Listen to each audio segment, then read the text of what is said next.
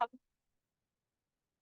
हमने पॉक्सो हो गया, जुवेनाइल हो गया, सीआरपीसी से हमें पता पड़ जाता है कि ये किस चीज से डील कर रहे हैं।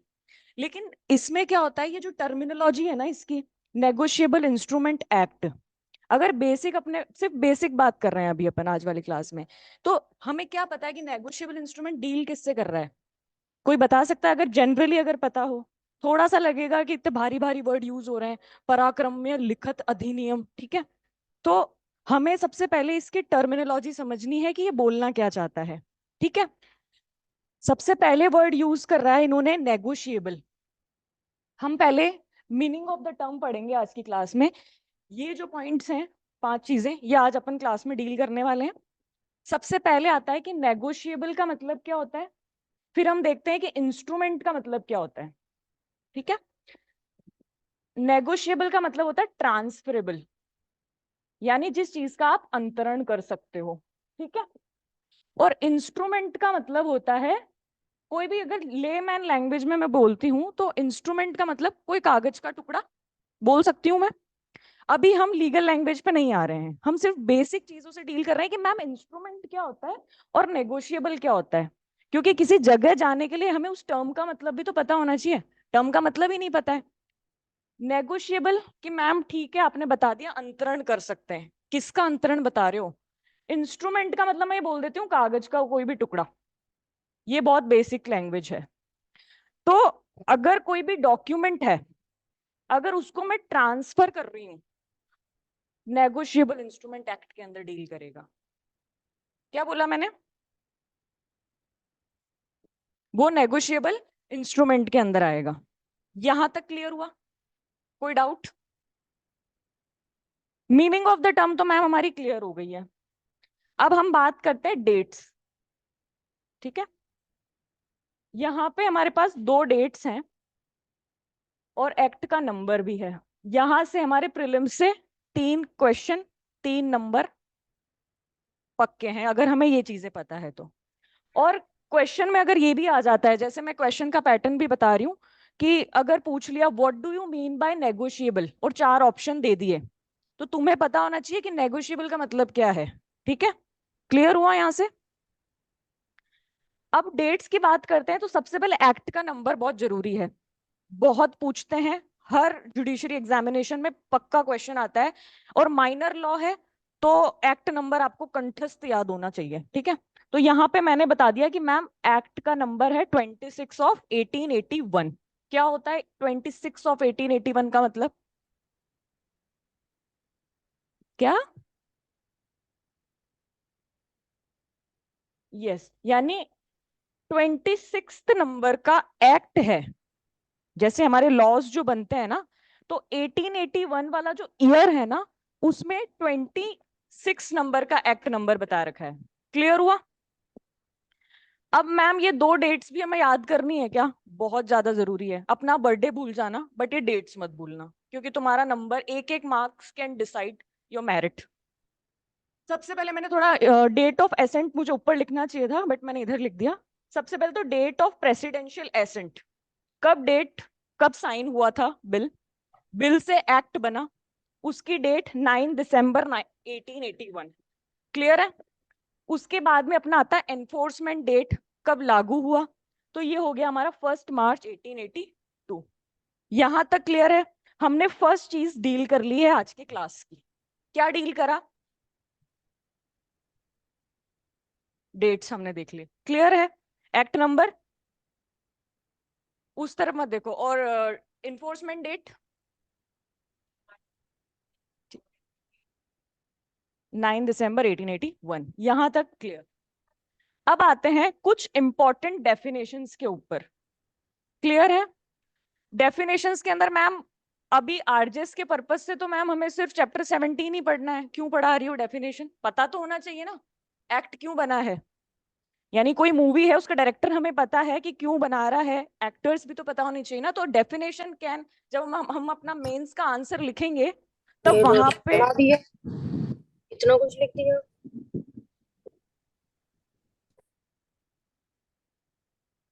सर एक बार ये माइक का देख लीजिए।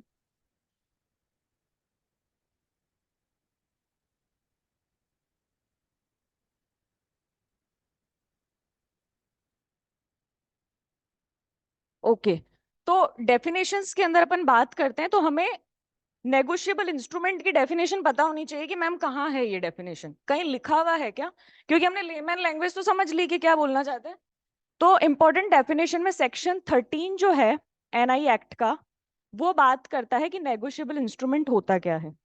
क्लियर है? दूसरी अपन बात करते हैं डेफिनेशंस के अंदर, एक होता है अपना पेई, एक होता है अपना ड्रॉर, एक होता है अपना ड्रॉई बैंक। इन तीन को समझना बहुत जरूरी है। ठीक है? मुझे किसी को पेमेंट करना है, मैं अगर आपको पेमेंट कर रही हूं तो चेक में जो ऊपर नाम लिखूंगी, तो वो कौन हो गया? जिसको मैं पेमेंट कर रही हूं वो हो गया अपना पेई। ठीक है? ड्रॉर, ड्रॉर कौन हो गया? मैं हो गई, क्योंकि मैं पेमेंट कर रही हूं, तो मैं हो गई यहाँ पे ड्रॉर। आज अपन है ना डायरेक्ट पे नहीं जाएंगे, अपन सिर्फ बेसिक चीजें डील करेंगे, क्योंकि अगर बेसिक चीजें डील हो गई ना तो फिर डायरेक्ट पढ़ना आसान हो जाएगा अपने लिए। तो पे ही अपना डेफिनेशन क्लियर हो गया, ड्रॉर क्लियर हो गया, ड्रॉई बैंक, किस बैंक में हमारा चेक लगाएंगे हम, वो ड्रॉई बैंक हो गया। एसबीआई हो गया, बैंक ऑफ बड़ौदा हो गया, ये सारा क्या हो गया? ड्रॉई बैंक हो गया। पे, ड्रॉर और ड्रॉई बैंक, और सेक्शन 13 अपना आ गया एनआई एक्ट। क्लियर है? क्योंकि जब अपन मेंस का आंसर लिखेंगे ना, अगर क्वेश्चन पूछ लिया 6 मार्क्स का या 9 मार्क्स का क्वेश्चन, तो हमें पूरा इंट्रोडक्शन देना पड़ेगा। हमें ये भी बताना पड़ेगा कि अगर क्वेश्चन आता है what do you understand by the negotiable instrument, like what are the provision, explain the provision of negotiable instrument act, तो तुम्हें नहीं लगता कि नेगोशिएबल इंस्ट्रूमेंट एक्ट के प्रोविजंस का अगर पूछा है तो हमें पहले उसका इंट्रो भी देना पड़ेगा कि नेगोशिएबल इंस्ट्रूमेंट होता क्या है। उसके बाद में हम ये बताएंगे कि there are some important definitions, for example drawer हो गया, पेई हो गया, ड्रॉर बैंक हो गया, ये चीजें हमें लिखनी पड़ेगी अपने आंसर में, तो अपना आंसर फुलफिल हमें लगेगा कि इट, कि भाई ये 6 नंबर का क्वेश्चन हमने डील कर लिया है। अब आ जाते हैं, क्योंकि सेकंड चीज हमने डील कर ली है, थर्ड चीज डील करते हैं अपन इंपॉर्टेंट अमेंडमेंट से। ये बहुत जरूरी है।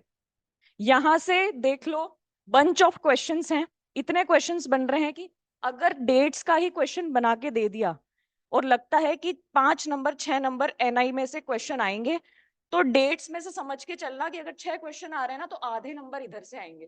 3 क्वेश्चन आपके डेट्स के होंगे, 2 क्वेश्चन आपके कोई केस लो पूछ लेगा, और एक जनरल कोई क्वेश्चन पूछ लेगा डेफिनेशंस में से।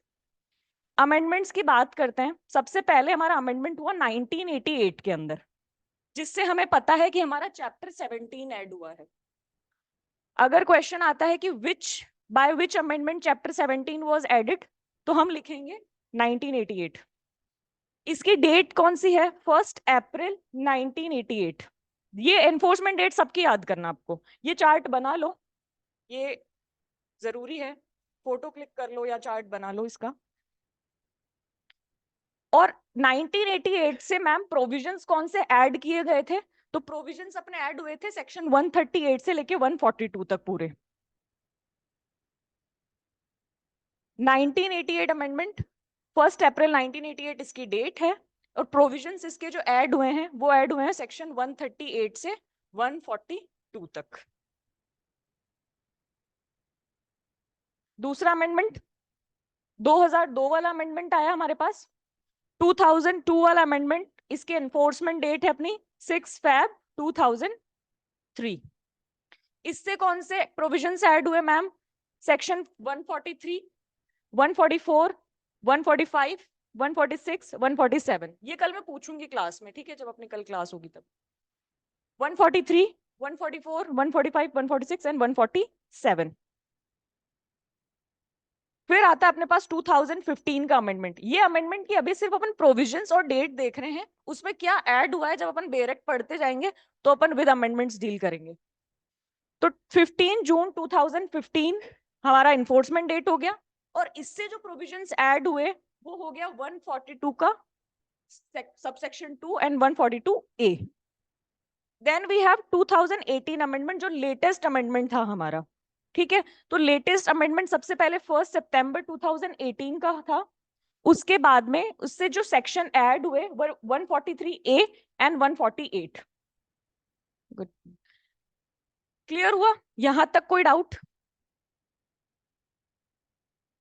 ये अमेंडमेंट से बिल्कुल ऐसा चार्ट बना लेना, कहीं लगा देना ताकि याद रहे, क्योंकि बहुत सारा न्यूमेरिकल फिगर्स हैं, अपन कंफ्यूज हो जाते हैं इसके अंदर। इनको याद करना जरूरी है, इसमें से क्वेश्चंस पक्का आएगा। मतलब अगर बोलते हैं ना कि मैम कितनी प्रोबेबिलिटी है, तो प्रोबेबिलिटी नहीं है, पक्का ही है। इसमें प्रोबेबिलिटी नाम का क्वेश्चन ही नहीं है, अगर इधर से कोई क्वेश्चन आना चाहे तो। अमेंडमेंट्स हो गया, डेफिनेशंस अपन ने कर ली, मीनिंग ऑफ द टर्म कर लिया। आपको वापस रिवाइज कराना है ये? ठीक है, एक बार मैं समरी बता देती हूँ क्लास की, आप ये देख लीजिए। हम नेगोशिएबल इंस्ट्रूमेंट एक्ट से डील कर रहे हैं। नेगोशिएबल इंस्ट्रूमेंट एक्ट की हमने सबसे पहले मीनिंग पढ़ा कि होता क्या है मीनिंग। तो नेगोशिएबल इंस्ट्रूमेंट का मतलब हमने देखा कि negotiable means transferable, and document and instrument means a document जिसको हम क्या कर रहे हैं, ट्रांसफर कर रहे हैं। क्लियर है? ये हमने मीनिंग ऑफ द टर्म पढ़ा, ये इसके बेसिक्स थे। उसके बाद हमने डेट से डील करा, डेट्स क्या होती है। डेट्स के अंदर हमारी दो डेट्स बहुत इंपॉर्टेंट है, date of assent and date of enforcement. उसमें हमने 9 दिसंबर 1881 it's date of assent, and then we have the enforcement date. उसके बाद हमने डील करा कि एक्ट का नंबर कौन सा है, वो एक्ट नंबर 26 ऑफ 1881। हम आज की क्लास बहुत बेसिक क्लास है, बेयर एक्ट पे अपन नेक्स्ट क्लास के अंदर आएंगे। ये चीजें हमें डील करनी, 3 तक हम लोग कर चुके हैं। सेकंड आता है सम इंपॉर्टेंट डेफिनेशन के अंदर। सेक्शन 13 जो है वो डील करता है एनआई एक्ट से। एनआई होता क्या है वो डिफाइन कर रखा है सेक्शन 13 ऑफ एनआई एक्ट में। उसके बाद हमने 3 डेफिनेशंस पढ़ी जो कि बेसिक डेफिनेशंस हैं। पेई क्या होता है, जिसको मैं पेमेंट कर रही हूँ, जो पेमेंट कर रही है, मतलब मैं पेमेंट कर रही हूँ तो आई एम ड्रॉर, जिसको किया जा रहा है वो पेई हो गया। और ड्रॉई बैंक, जिस बैंक में हम अपना चेक लगा रहे हैं, या वो ड्रॉई बैंक हो गया। कुछ इंपॉर्टेंट अमेंडमेंट्स थे, वो चार्ट मैंने बनाया है, आप देख लीजिए इस चार्ट को। 1988 अमेंडमेंट, 2002, फिर 2015 एंड 2018। क्लियर है? हाँ हाँ श्योर। अब नेक्स्ट अपन देखते हैं, वो है चैप्टर 17 एंड इट्स एसेंस। कुछ ज्यादा जल्दी जल्दी तो नहीं पढ़ा रही हूँ, मतलब आ रहा है समझ में? ठीक है।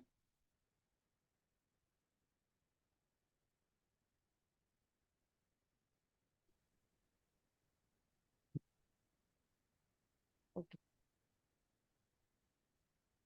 Now basic part done. अब ये है कि मैम 1881 का एक्ट है, फिर चैप्टर 17 ऐड करने की क्या जरूरत थी, क्यों ऐड हुआ? और हमारे आरजेएस का सिलेबस है चैप्टर 17, उतना ही पढ़ना है अपने को चैप्टर 17। तो ये मैम सिलेबस क्यों ऐड करवा दिया हमारा? क्लियर है? तो 1988 अमेंडमेंट से हमारे पास चैप्टर 17 ऐड हुआ। चैप्टर 17 बात क्या करता है, एक बार मुझे आप पढ़ के बताओ, चैप्टर 17 का सिर्फ हेडिंग क्या बोलना चाह रहा है? What is the heading of chapter 17?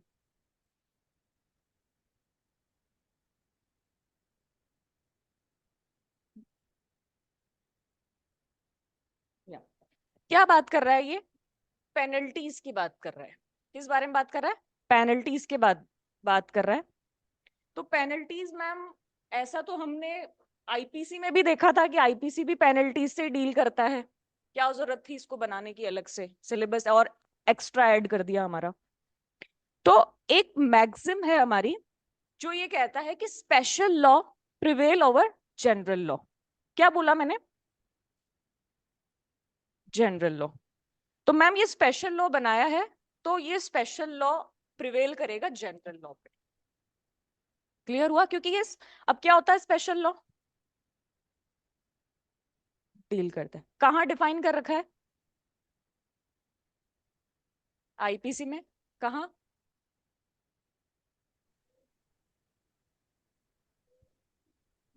IPC का है डायरेक्ट। वैसे अपने को नया ही पढ़ना पड़ेगा अब तो, बट ओ एक मिनट सर्च करके बताओ मुझे। और लोकल लॉ? ठीक है। तो चैप्टर 17 में एक तो हमारी ये बात आ जाती है कि मैम जनरल लॉ तो डील करता है उस चीज से, हमें स्पेशल लॉ चाहिए था तो हमने एनआई एक्ट बना दिया। और दूसरी बात जो सबसे इंपॉर्टेंट चीज है वो मैं बता रही हूँ, उसको ध्यान से सुनना, वो बेयर एक्ट में नहीं लिखी हुई है। वो ये है कि जब हमने एनआई के जब मामले हमारे पास सामने आने लगे, कि चेक डिसोन हो रहा है या कोई फ्रॉड कर रहा है, तो हमारे पास सिर्फ प्रोविजंस थे कि होल्डर इन ड्यू कोर्स क्या होता है, पेई कौन होता है, ये सारी चीजें थी, लेकिन हमारे पास पेनल्टीज नहीं थी।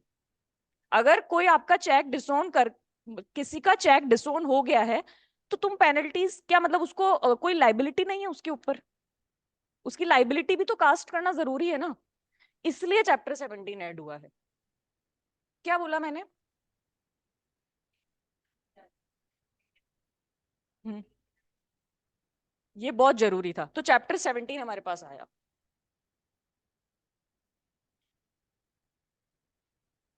दूसरी चीज इसके अंदर एक और ये है कि विजिलेंस कास्ट करना भी जरूरी है। ऐसे तो आपने लॉ बना दिया है, लेकिन फिर इट वुड बी लाइक कि जब अपन देखते हैं ना, इससे सब्सटेंटिव लॉ होता है और एक होता है अपना प्रोसीजरल लॉ, दोनों कॉम्प्लीमेंट्री हैं, दोनों के बिना काम चल ही नहीं सकता। अगर सब्सटेंटिव है तो हमारे पास प्रोसीजरल भी होना चाहिए। उसी तरह से जब 1988 अमेंडमेंट से पहले के जो प्रोविजंस थे, वहां पे कोई विजिलेंस नहीं थी, वहां सिर्फ ओनली ओनली एक्ट था जिसमें ये बता रखा था कि इसको क्या बोलते हैं, नेगोशिएबल इंस्ट्रूमेंट क्या होता है, बहुत सारे अलग और भी प्रोविजंस हैं इसके अंदर एनआई के अंदर, लेकिन हमारे पास पेनल्टीज वाला प्रोविजन नहीं था। तो कहीं ना कहीं पे चैप्टर 17 ने इसको क्रिमिनल नेचर का स्वरूप एक तरह से दे दिया है कि कहीं ना कहीं पे, इसीलिए तो हमारा क्रिमिनल लॉ का ये सब्जेक्ट रखा है चैप्टर 17। क्लियर है? यहां तक आई बात समझ में? कोई डाउट? तो यहाँ पे एक केस लॉ है,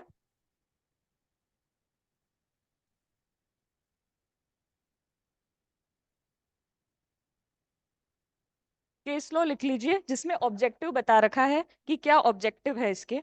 और एनआई के ना केसेस वगैरह कुछ लैंडमार्क जजमेंट्स आते रहते हैं, तो प्लीज उनको फॉलो अप कर लेना आप, ठीक है? लाइव लॉ पे मतलब हर महीने कोई ना कोई ऐसा जजमेंट होता है जो चैप्टर 17 से रिलेटेड होता है, तो उसका एक बार ब्रीफ व्यू रखना। ये एक्चुअली है ना, मतलब इसी का ही सब पार्ट है, 4.1 ही लिख देती हूँ मैं इसको, ये अलग से नहीं है, क्योंकि वो इसी में ही कवर हो गया चैप्टर 17।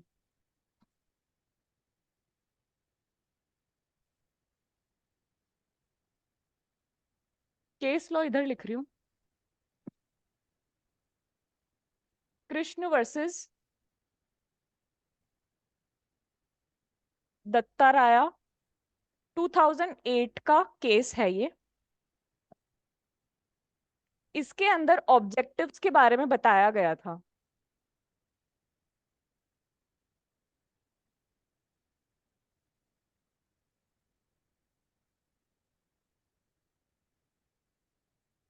कृष्ण वर्सेस दत्ता राय वाले केस में ऑब्जेक्टिव्स बताए गए थे। फर्स्ट ऑब्जेक्टिव ये था, टू कास्ट स्ट्रिक्ट लाइबिलिटी। अब लाइबिलिटी किसकी बात कर रहे हैं हम लोग? किसकी लाइबिलिटी होगी यहाँ पर?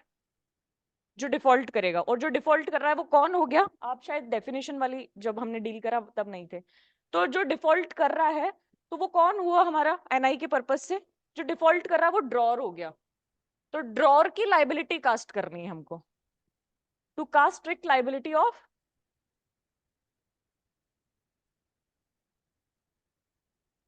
ड्रॉर। सेकंड है यहाँ पे, टू कास्ट ग्रेटर विजिलेंस।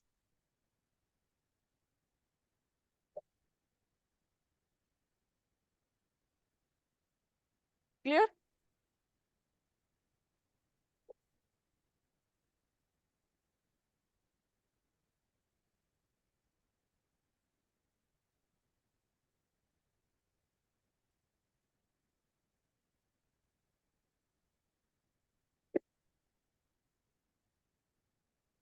मतलब और जैसे अभी मैंने अभी आपको ये एक केस लॉ बताया, कृष्ण वर्सेस दत्ताराया वाला, आप ऑब्जेक्टिव्स के दो केस लॉज और कल लेके आना मेरे पास। हाँ, दोनों ऑब्जेक्टिव्स, मतलब एसेंस ये था इस केस लॉ के अंदर, ये बताया था कि एनआई एक्ट का चैप्टर 17 है वो क्यों ऐड किया गया था। उसी तरह से जैसे एक केस लॉ मैंने बताया है, तो आप कल दो केस लॉज मेरे पास लिख के लेके आओगे, ठीक है? और मैं एंड में क्वेश्चन भी दूंगी, एक तो मेंस का क्वेश्चन आएगा और एक प्री का क्वेश्चन आएगा, वो कल आप लेके आना, ठीक है? इसी तरह से हम लोग प्रिपेयर करेंगे अपना। क्लियर हुआ यहाँ पे? अब क्या होता है कि नेचर अपन देख लेते हैं कि नेचर क्या है एनआई एक्ट का। एनआई एक्ट का नेचर क्या है कि मैम सिविल में मानेंगे या क्रिमिनल में मानेंगे, किस में जाएगा ये?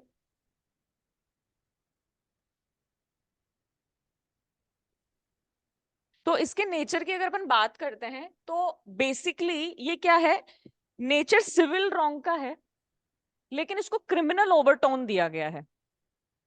क्या बोला मैंने? जो वर्ड्स मैंने यूज करे हैं ना, दैट आर लीगल वर्ड्स, है ना? कि मैम सिविल रॉन्ग है लेकिन इसको क्रिमिनल ओवरटोन दिया गया है पेनल्टीज ऐड करके इसके अंदर। कुछ गलत बोला मैंने? सही था? सिविल में डील करते थे लेकिन इसको क्रिमिनल ओवरटोन दिया पेनल्टीज ऐड करके।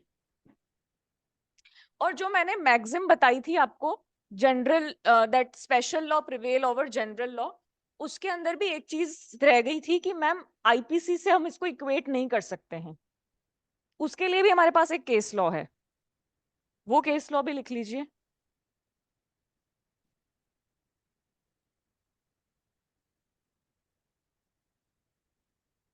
कौशल्या देवी वर्सेस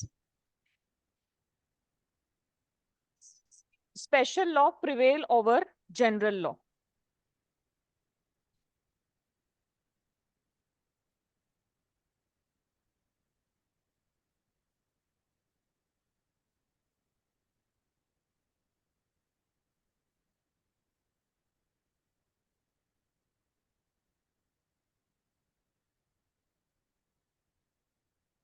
कौशल्या देवी वर्सेस रूप किशोर 2011 का केस है।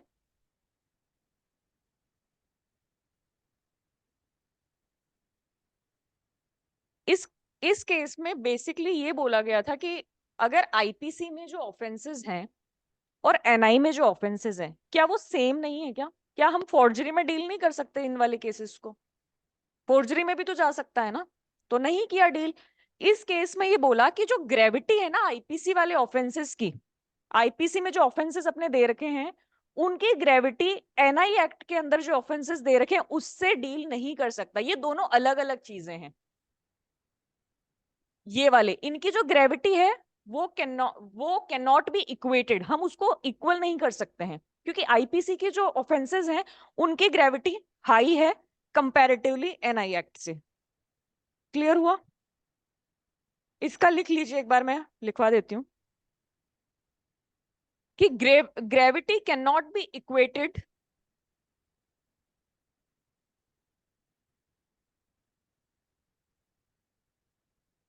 विद ऑफेंस अंडर आईपीसी और अदर क्रिमिनल ऑफेंसेस।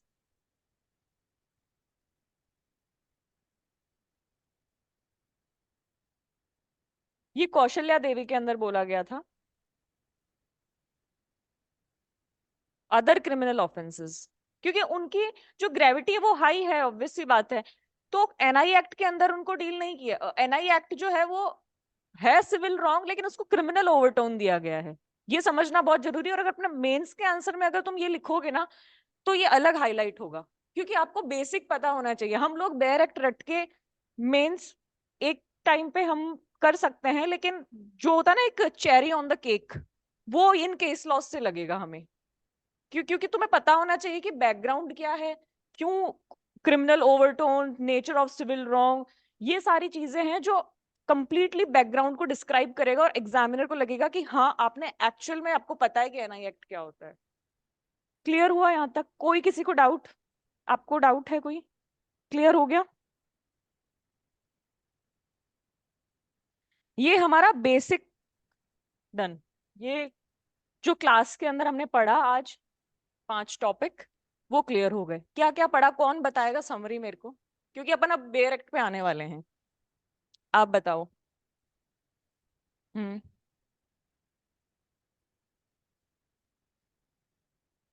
हम्म।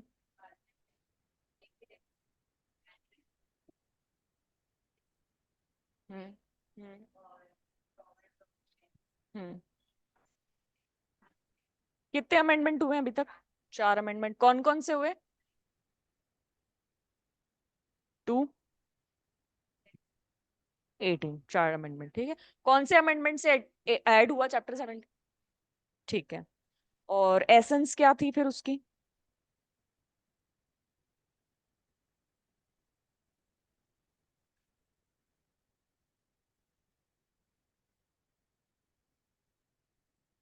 हम्म। ओवरटोन दिया गया। ठीक है। ऑब्जेक्टिव्स वाला फर्स्ट केस कौन सा था?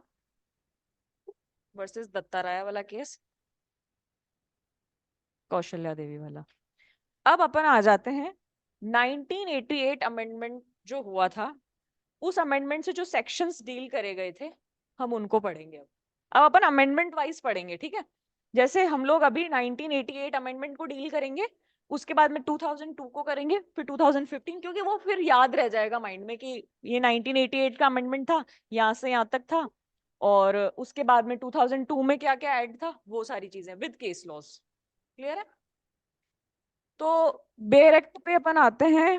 सेक्शन 138 कौन रीड करेगा? 138 को रीड करना है।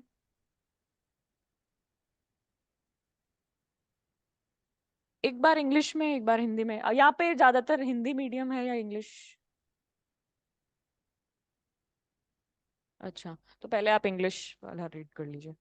लेकिन जहां मैं बोलूँ ना स्टॉप, क्योंकि देखो बेयर एक्ट के अंदर कुछ कुछ ऐसे वर्ड्स होते हैं कि जिनको हाईलाइट करना बहुत जरूरी होता है, उनके वर्ड्स होता है essential elements of the section, तो वो हमें डील करना जरूरी है।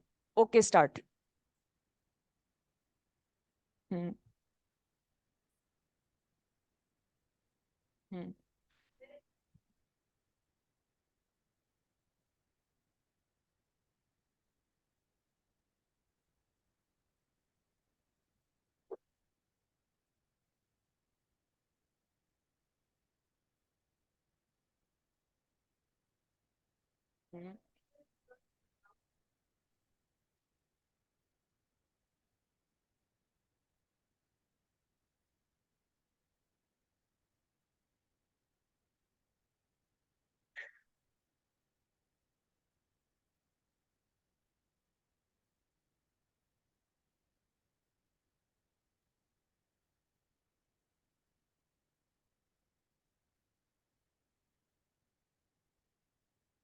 Full stop. ओके। 138 जो है, ये सबसे इंपॉर्टेंट इसलिए है क्योंकि एक तो ये बताएगा कि ऑफेंस क्या करा है आपने। बाकी सारे एक्ट में इतना ऑफेंस ऑफेंस नहीं है, इधर 138 के अंदर बताया है कि ऑफेंस ही आपने क्या कमिट करा है। 138 के अंदर दो बातें बताई गई है। ये इसको हटा दूं ना मैं?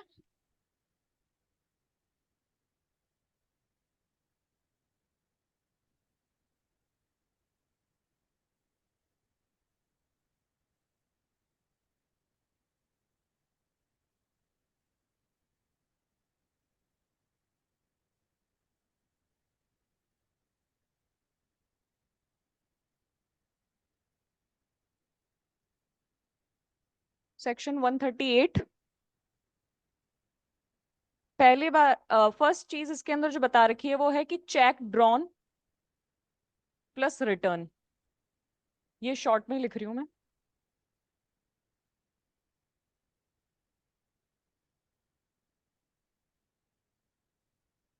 Discharge of liability, discharge of debt और लाइबिलिटी।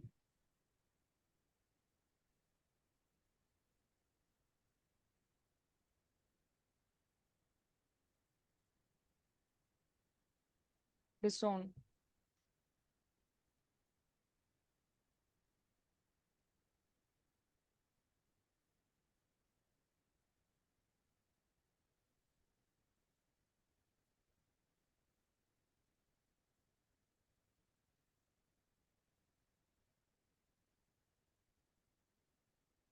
जब अपन सेक्शन को थोड़ा सा ब्रेक करके पढ़ते हैं ना, उससे क्या होता है कि हमें याद बहुत जल्दी रहता है कि क्या बताना चाह रहा है ये सेक्शन।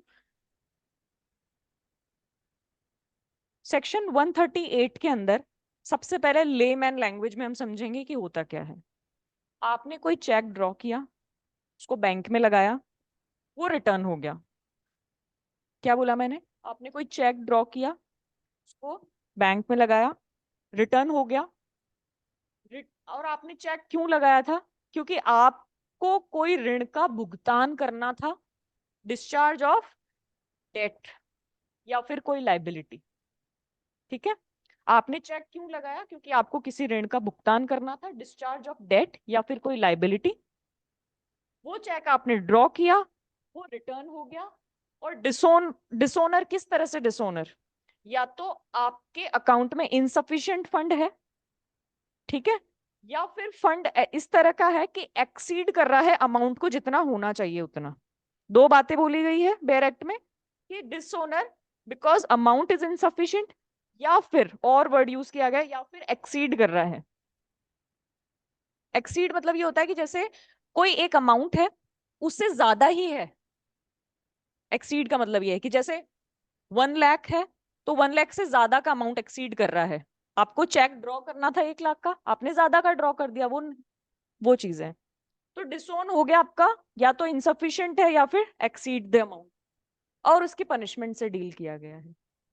सबसे पहले देखो कि अगर कोई पूछता है, क्योंकि we are advocates also right, तो हमें ये पता होना चाहिए कि 138 होता क्या है। किसी ने पूछ लिया गली में चलते चलते कि मैडम आपको पता है कि 138 का क्या ऑफेंस होता है, तो हमें ये पता होना चाहिए कि आपने कोई चेक ड्रॉ किया, वो रिटर्न हो गया क्योंकि आपके अकाउंट में क्या था, इनसफिशिएंट फंड था, और एक्सीड कर दिया वो अमाउंट। और वो आपने चेक क्यों लगाया था?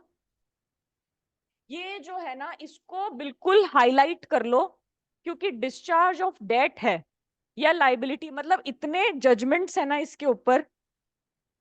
आप चेक ड्रॉ कर रहे हो, एज ए गिफ्ट आपने कुछ दिया, उसको नहीं माना जाएगा। ये ध्यान रखना, क्योंकि इस वर्ड का सिग्निफिकेंस बहुत जरूरी है।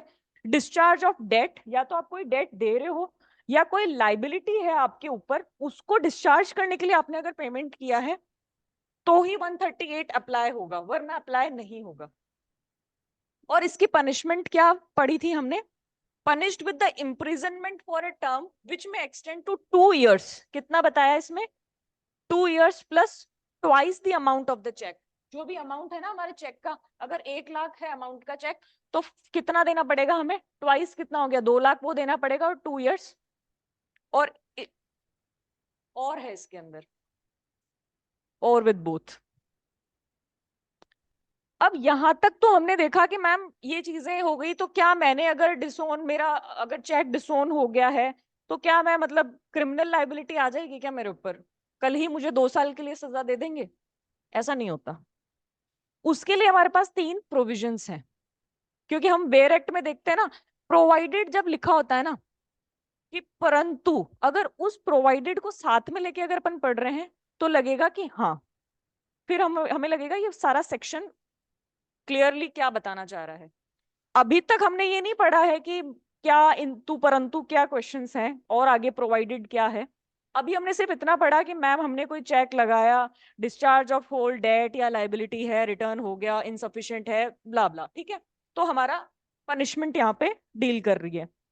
अब इसके अंदर प्रोवाइडेड के अंदर वापस स्टार्ट करिए।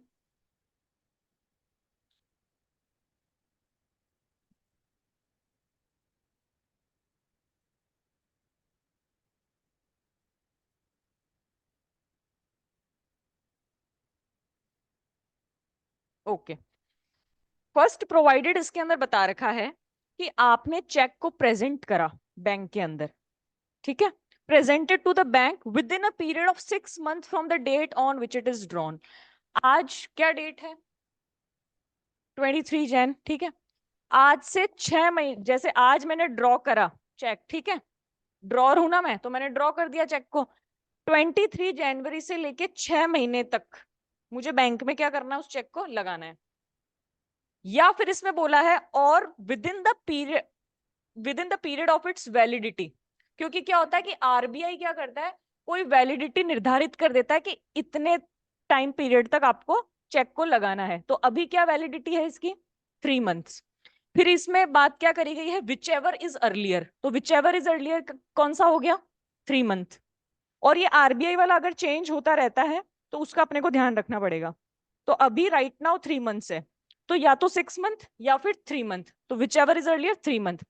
तो कंक्लूजन क्या निकल गया कि अगर आपने कोई चेक है जिस दिन ड्रॉ किया उसके 3 महीने के अंदर आपको बैंक में लगाना है। लगा दिया? क्लियर? Second part.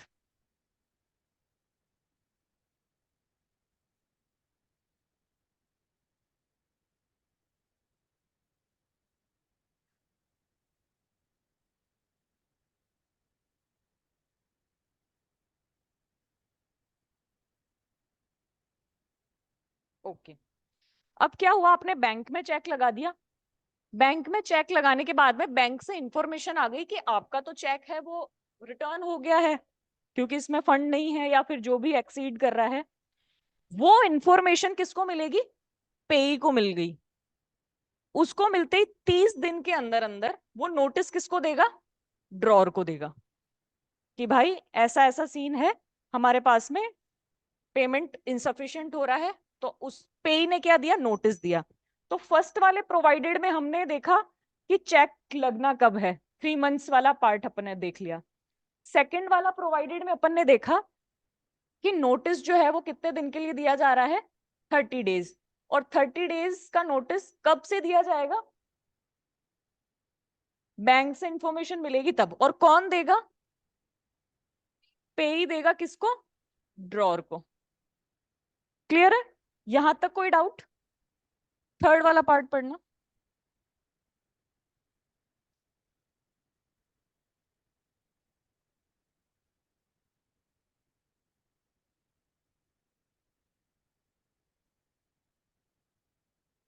ठीक है, अब यहाँ पे क्या होता है कि ड्रॉर जो है उसको समझ ही नहीं आ रहा है, वो अलग ही बिजी हो रखा है कि ना, मतलब नोटिस हमने दे दिया कि इनसफिशिएंट फंड है, आप थोड़ा ध्यान रखो, पेमेंट नहीं आया मेरे पास। ड्रॉर 15 दिन के बाद में भी पेमेंट नहीं करता है 15 डेज के अंदर, तो क्या हो जाएगा? फिर सेक्शन 138 की लाइबिलिटी उस पर इंपोज होगी। क्लियर हुआ यहां तक? यानी नोटिस मिलने के बाद में 15 दिन की अवधि के अंदर भी अगर पेमेंट नहीं होता है तो सेक्शन 138 की लाइबिलिटी इंपोज हो जाएगी। अब हमने पूरा सेक्शन पढ़ा, उसमें हमने डेट्स, तो क्या अगर मैं ये प्रोवाइडेड क्लॉज नहीं पढ़ती हूँ और डायरेक्ट ही बता देती हूँ कि ये सेक्शन 138 है, आपने आपका चेक ड्रॉ किया वो रिटर्न हो गया क्योंकि आपको डिस्चार्ज करना था लाइबिलिटी या डेट, तो आपने कोई ऑफेंस कमिट करा है। क्या मैंने ये statement, whether my statement is correct और not? It's not correct, because there are provided clause also कि सबसे पहले 3 महीने में आपने चेक लगा दिया। हाँ मैम लगा दिया था। दूसरी चीज क्या, आपने नोटिस दे दिया था 30 दिन वाला कि हाँ मैम वो भी दे दिया था। फिर क्या ड्रॉर ने 15 दिन वाला टाइम, 15 दिन के अंदर अंदर पेमेंट कर दिया तो फिर नहीं लगेगा। 15 दिन के बाद में भी पेमेंट नहीं हुआ है तो फिर हमारा सेक्शन 138 इम्पोज हो जाएगा। अब दूसरी चीज यहाँ पे अपन ने बात करी थी यहाँ पे डिस्चार्ज ऑफ डेट और लाइबिलिटी की। इसमें एक एक्सप्लेनेशन है, वो ये कहता है कि कोई जो डेट है या लाइबिलिटी है तो वो लीगली होना चाहिए। ये नहीं कि आपने कोई वेजरिंग एग्रीमेंट करा या कोई कॉन्ट्रैक्ट किया। कहाँ आता है वेजरिंग, वेजरिंग कॉन्ट्रैक्ट? और सेक्शन नंबर? वेजरिंग एग्रीमेंट, जो वेजरिंग एग्रीमेंट्स होते हैं वो वॉइड होते हैं। कहाँ लिखा हुआ है ये कॉन्ट्रैक्ट में? सेक्शन 30 के अंदर। ठीक है, तो ये डेट और लाइबिलिटी क्या होनी चाहिए? लीगली इन्फोर्सेबल होनी चाहिए। ये नहीं कि आपने कोई अनलॉफुल या फिर वॉइड एग्रीमेंट्स के अंदर आप आके बोल रहे हो कि नहीं मैंने तो चेक लगाया था, मेरा डेट था, मुझे वो चाहिए, या फिर ड्रॉर पे लाइबिलिटी इम्पोज कर दी। तो हमें वो सारी चीजें ध्यान रखनी पड़ेगी। अगर हमारे पास एप्लीकेशन बेस्ड क्वेश्चन भी आता है और उसमें हमें लिखा हुआ है कि ए ने बी से कोई पैसे लिए या फिर वट जो स्टोरी है, उसके अंदर हमें देखना पड़ेगा कि क्या वो डेट जो है वो लीगली इन्फोर्सेबल है कि नहीं है। और फिर जब हम हमारा आंसर लिखेंगे तो उसमें हमें एसेंशियल एलिमेंट के अंदर और कुछ लिखो या ना लिखो, ये पॉइंट बहुत जरूरी है। अगर आपने ये पॉइंट नहीं लिखा और बाकी सब पूरी कथा लिख दी, 0 नंबर है। क्लियर हो गया? ये सेक्शन 138 कह रहा है हमारा। यहां से कोई डाउट किसी को?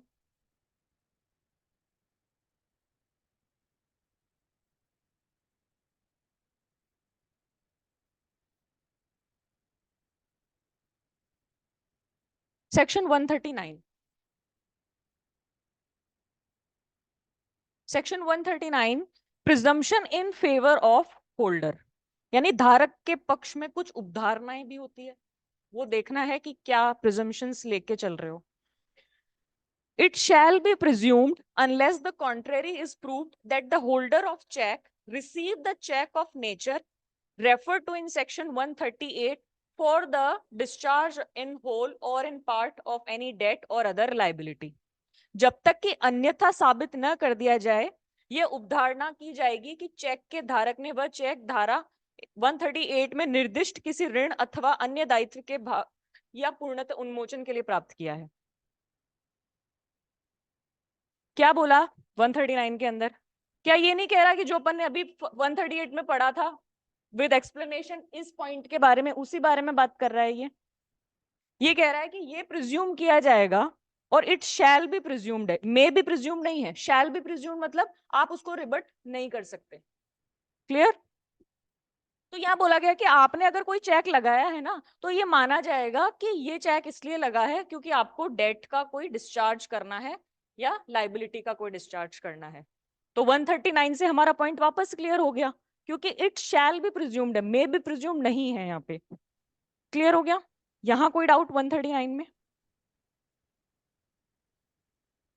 देखो, अगर मैंने कोई चेक लगाया, ठीक है, और मुझे आपको पेमेंट करना है, तो ये माना जाएगा कि आप, मैं ये जो पेमेंट कर रही हूँ वो इसलिए कर रही हूँ क्योंकि मुझे आपको कोई ऋण था जो आप मुझसे पेमेंट वगैरह चाहिए था आपको, उस ऋण के भुगतान करने के लिए ही मैं चेक लगा रही हूँ, ये माना जाएगा।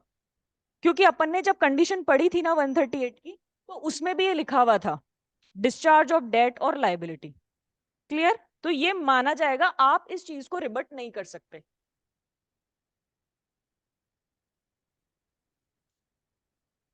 सेक्शन 140, अब यहाँ पे डिफेंस की बात करी जा रही है।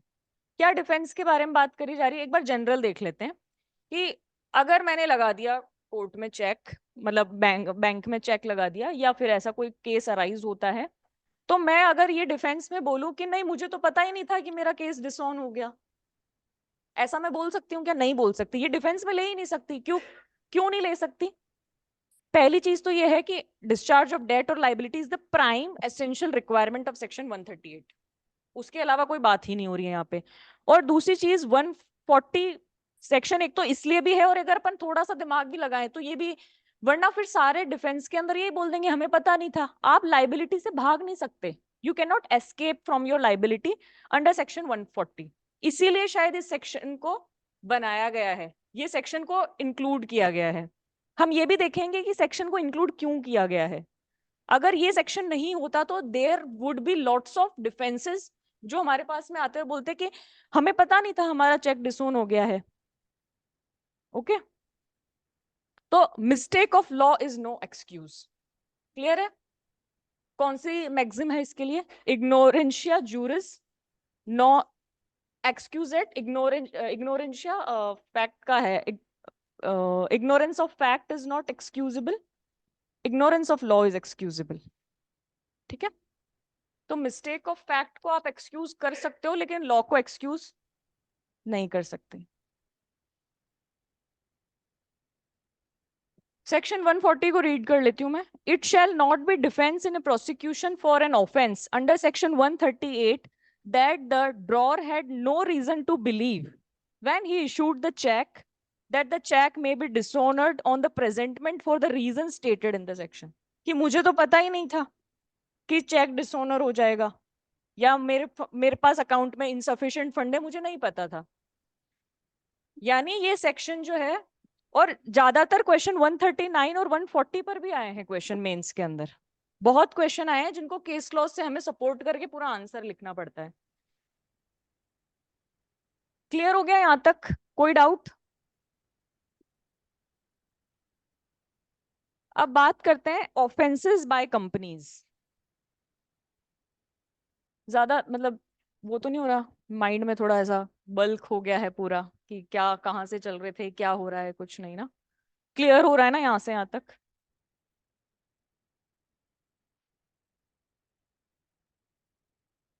अब क्या होता है कि जैसे सेक्शन 141 अपन पढ़ते हैं, वो बात करता है कंपनीज के लिए, कि मैम अगर कोई कंपनी ने ये ऑफेंस कमिट करा है तो फिर क्या होगा। ये अभी तक तो हम हमारे माइंड में भी, इमेजिनेशन भी अगर देख रहे हैं, पढ़ रहे हैं, तो हम सिर्फ इंडिविजुअल को लेकर ही पढ़ रहे हैं। तो क्या कुछ कंपनीज ने अगर कुछ ऑफेंस करा है तो उसमें भी कुछ लाइबिलिटी है किसी की। तो सेक्शन 141 डील करता है, डायरेक्ट क्वेश्चन आता है 9 नंबर का, 6 नंबर का, offences by companies under NI act. सब कुछ भर के आने हैं पन्ने इसके अंदर। इतना इतना ज्यादा इंपॉर्टेंट है ये वाला सेक्शन, और मेंस पर्पस से तो बहुत ज्यादा जरूरी है। देखो इसमें क्या होता है कि अगर कोई ऑफेंस कंपनी ने करा है 138 वाला, तो यहाँ पे वर्ड यूज करा है कि सब लाइबल होंगे। यहाँ पे जॉइंट लाइबिलिटी निर्धारित करी गई है इसके अंदर। ये जनरल बात कर रहे हैं अभी अपन। अब इसमें क्या इफ्स हैं, बट्स हैं, ये सारी चीजें अपन रीड आउट करने पे पता पड़ेगा अपने को।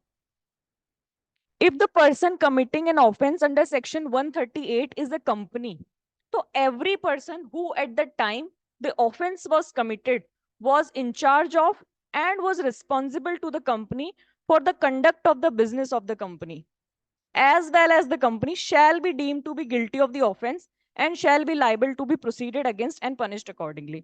सबसे पहले तो एवरी पर्सन को हाईलाइट कर लो बेयर एक्ट के अंदर।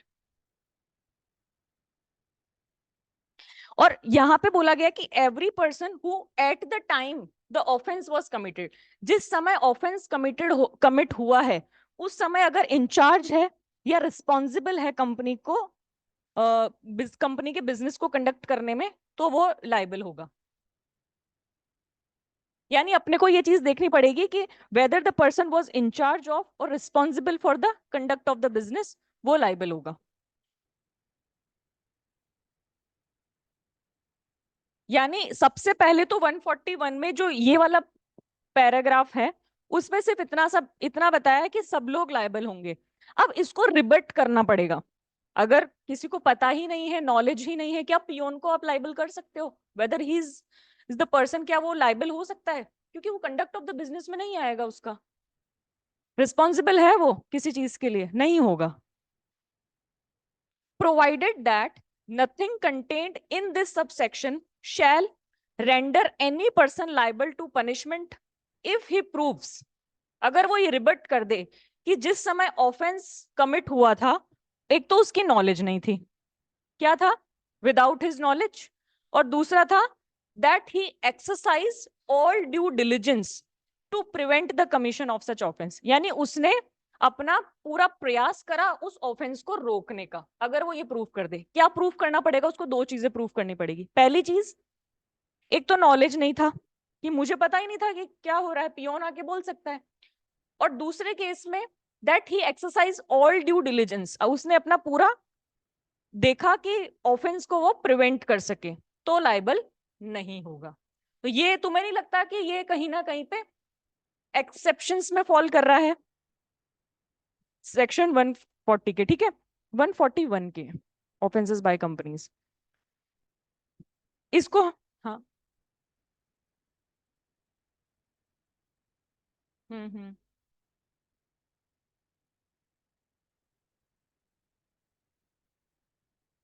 नहीं नहीं नहीं, you are mixing two things. 140 के हमने 140 में ये हम डिफेंस नहीं ले सकते कि हमें पता नहीं था कि चेक जो है वो डिसोन हो जाएगा। मुझे ये नहीं पता था कि मेरे खाते में पैसे नहीं है। वो वो नॉलेज उस वाली चीज की बात करी गई है। यहाँ पे बात करी जा रही है कि मुझे मतलब पियोन को कोई नॉलेज ही नहीं है कि ऑफेंस कमिट हो रहा है कि नहीं हो रहा है। क्लियर हो गया? हाँ जी। Company is the drawer. अगर डायरेक्टर है, मैनेजर है, अगर उन्होंने कोई चेक दिया है, तो अगर लगता है कि वहां पे और भी लाइबल इंचार्ज है, रिस्पॉन्सिबल है for the conduct of the business, तो वो लाइबल होंगे। ठीक है। और उसमें रिबट करना पड़ेगा। लेकिन अगर जैसे वहां, जैसे डायरेक्टर ने ड्रॉ करा है कोई चेक, और मैनेजर भी है, मैनेजर को कोई नॉलेज ही नहीं थी, वो चीज है, ठीक है। Provided further that where a person is, ये वाला जो प्रोवाइडेड क्लॉज है वो अमेंडमेंट से ऐड हुआ है, उसके पास में लिख लो अमेंडमेंट एक्ट 2002।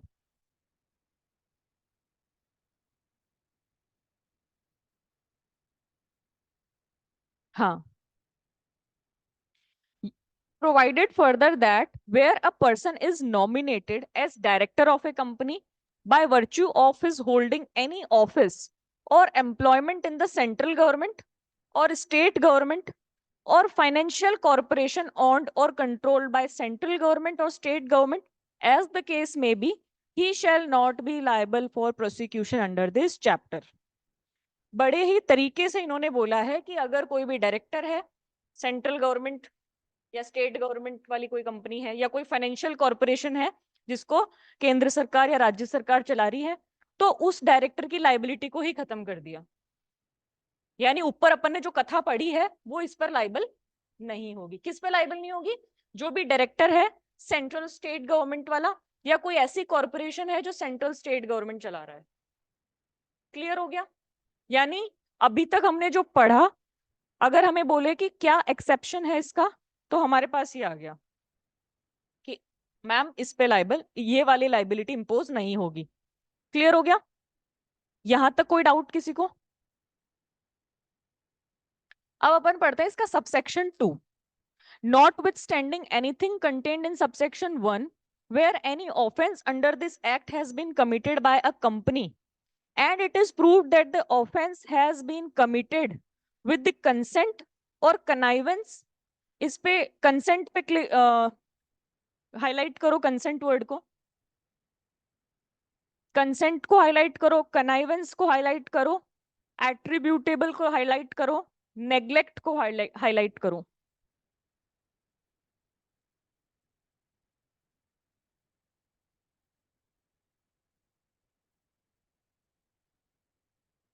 ठीक है, अगर किसी डायरेक्टर या मैनेजर की या सेक्रेटरी या कोई अदर ऑफिसर है, उसकी कंसेंट से अगर कोई ऑफेंस हुआ है, नेग्लेक्ट से कोई ऑफेंस हुआ है, या कनाइवेंस से मतलब उसको पता है, काइंड ऑफ कॉन्स्पिरेसी टाइप, अगर उसको पता है फिर भी ऑफेंस हुआ है, तो इसमें लाइबिलिटी है। अभी मैं बिल्कुल शॉर्ट में वापस समझाऊंगी, थोड़ा अगर हैवी हो रहा है यहाँ पे कि क्या हो रहा है मैम, कोई लाइबल हो रहा है कोई नहीं हो रहा है, तो अपन बहुत तरीके से इसको एक बार लिख लेंगे।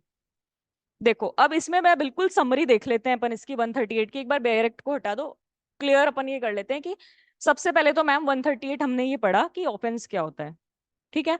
उसके बाद में 139 हमने पढ़ा कि ये हम प्रिज्यूम करके चलेंगे कि आपने लाइबिलिटी डिस्चार्ज करने के लिए चेक लगाया था।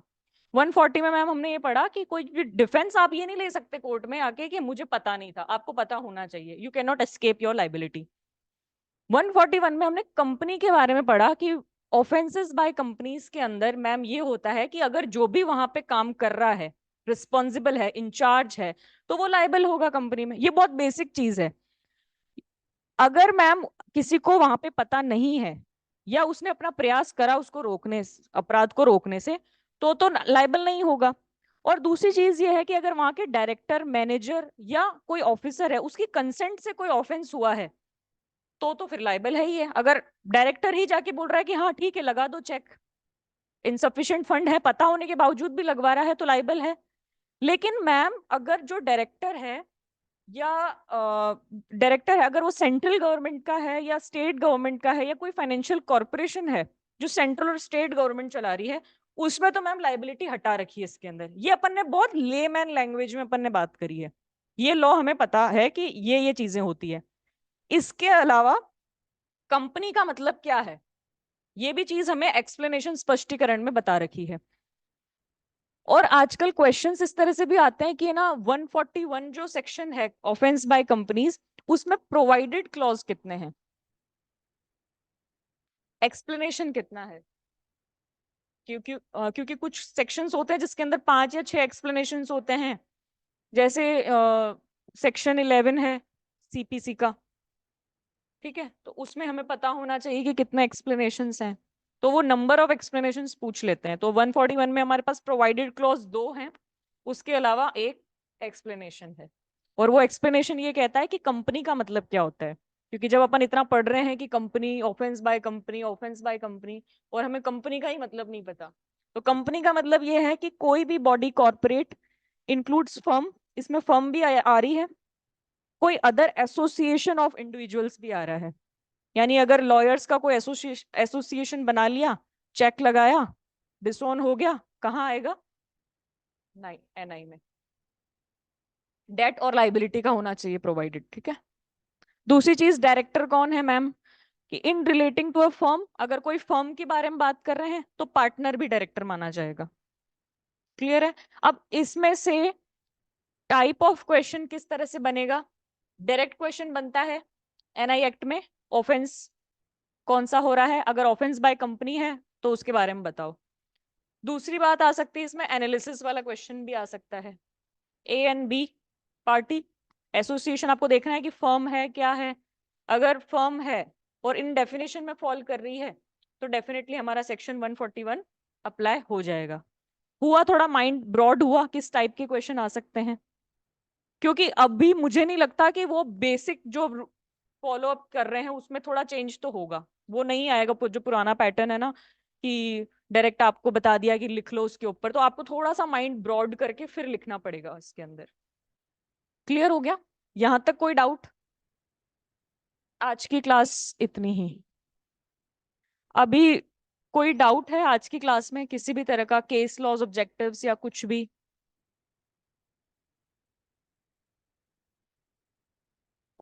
बहुत सारे इंपॉर्टेंट केस है, मैं होमवर्क दे रही हूँ आपको।